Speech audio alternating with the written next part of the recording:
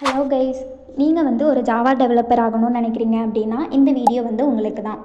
இந்த வீடியோவில் நான் எப்படி ஒரு 50 டேஸ்க்குள்ளே உங்களால் ஜாவா கற்றுக்க முடியும் அப்படின்னு தான் நான் சொல்ல போகிறேன்.